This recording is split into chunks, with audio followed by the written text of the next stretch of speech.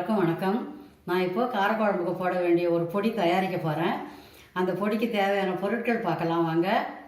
6 மிளகாய், 2 ஸ்பூன் மல்லி, 2 ஸ்பூன் கடலைப்பருப்பு, 2 ஸ்பூன் உளுத்தம்பருப்பு, 1 ஸ்பூன் வெந்தயம். இதை எல்லாத்தையும் வெறும் வாணலில் வறுத்து ஆற வச்சு பொடி பண்ணிக்கணும்.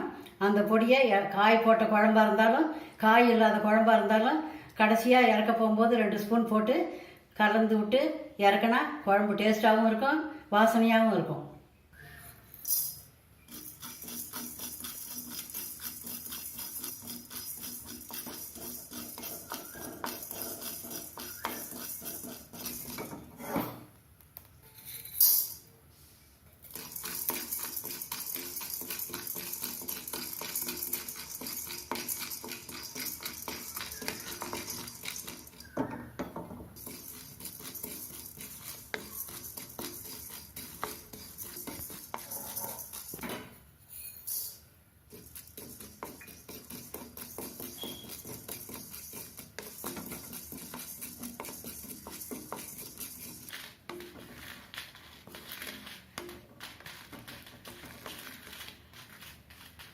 இந்த எல்லா பொருட்களையும் வெறும் வாணலில் வறுத்தாச்சு, ஆற வச்சுட்டேன். இப்போ மிக்ஸி ஜாரில் போட்டு அரைக்க போகிறேன்.